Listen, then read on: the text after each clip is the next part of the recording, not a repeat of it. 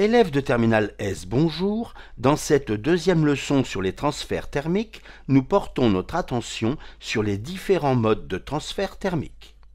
Nous verrons qu'il y a trois modes de transfert thermique, conduction, convection et rayonnement, et que tous trois sont irréversibles. On exigera de vous que vous sachiez interpréter les transferts thermiques à l'échelle microscopique. Soit un objet froid de température TF et un objet chaud de température TC. On a bien sûr TC supérieur à TF. L'énergie thermique, que nous noterons Q, ne se transmet spontanément que dans un sens, de l'objet chaud vers l'objet froid.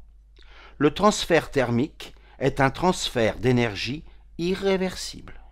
Prenons par exemple une tasse de café chaud. Le café se refroidit par suite d'un transfert thermique vers l'extérieur froid. Inversement, les thés, c'est l'extérieur qui est chaud et le transfert thermique se fait vers la glace, qui se réchauffe avant de fondre. L'énergie thermique peut être transférée par convection, par conduction ou par rayonnement. Commençons par la convection dans un liquide.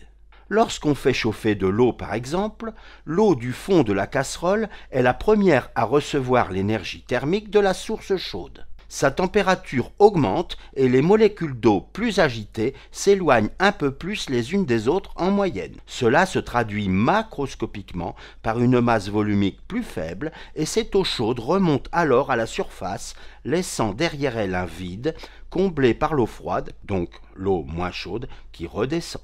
Il s'établit un mouvement permanent qui homogénéise la température de l'eau.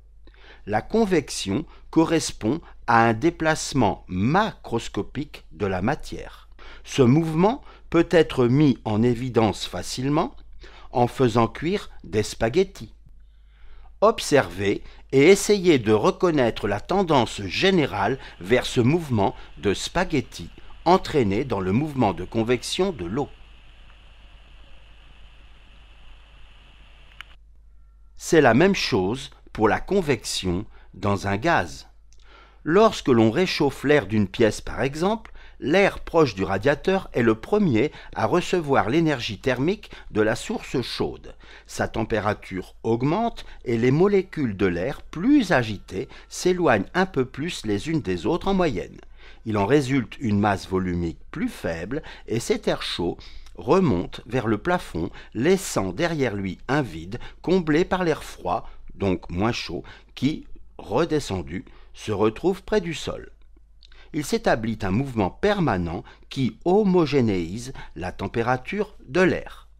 La convection correspond à un déplacement macroscopique de la matière. Ce mouvement peut être mis en évidence facilement à l'aide d'un petit moulin à vent spirale que l'on construit en découpant cette forme dans du papier cartonné et en faisant un petit trou pour l'accrocher à un fil fin. On vient mettre le moulin à vent au-dessus du radiateur, comme ceci. Regardez, il se met à tourner dans le courant d'air chaud créé par la convection. Retenons que le transfert thermique par convection nécessite un milieu matériel, que ce milieu matériel est un liquide ou un gaz. L'énergie thermique est transportée par des mouvements de matière macroscopiques au sein d'un liquide ou d'un gaz, comme nous venons de le dire. Attention, si vous savez ce qu'est l'état solide, vous avez compris qu'il ne peut pas y avoir de convection dans un solide. Dans les solides, comme par exemple ici, dans une barre de fer, le transfert thermique se fait par conduction. Si l'on pouvait voir les atomes de fer dans une barre à la température ordinaire, on les verrait s'agiter en permanence. Ici, les atomes ont été grossis 100 millions de fois environ et leur vitesse réduite 100 000 fois environ.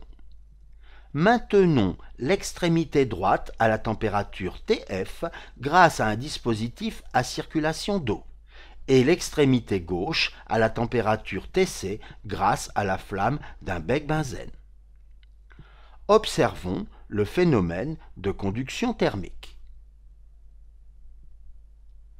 On observe la propagation de proche en proche de l'agitation des particules générée par les chocs entre particules très agitées et particules moins agitées. Le transfert thermique par conduction nécessite donc un milieu matériel. La conduction existe dans les liquides et les gaz, mais elle y est généralement masquée par la convection. Dans les solides, il ne peut pas y avoir de convection et le transfert thermique se fait par conduction dans la barre de fer. Voilà la conduction, l'agitation thermique qui se propage.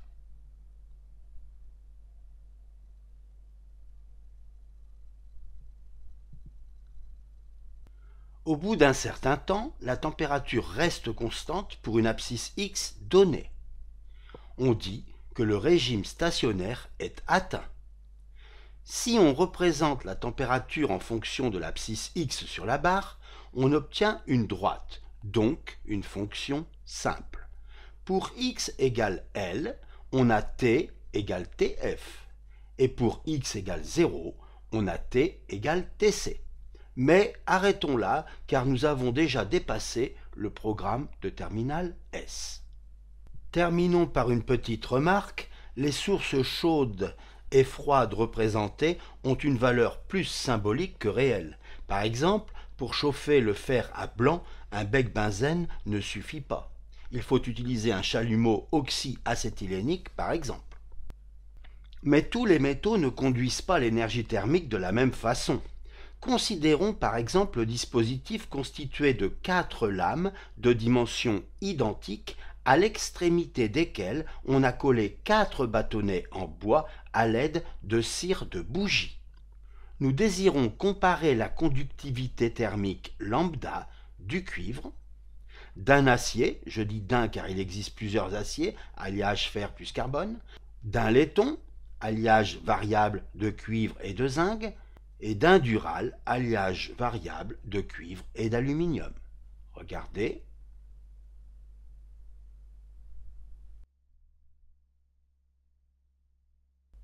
Patience. Actuellement, l'énergie thermique se propage par conduction. Quel bâtonnet tombera en premier? Quelle cire fondra en premier? Regardez bien. Quel est le meilleur conducteur thermique? Eh bien, c'est le cuivre. Regardez comme ça bouge là. Voilà.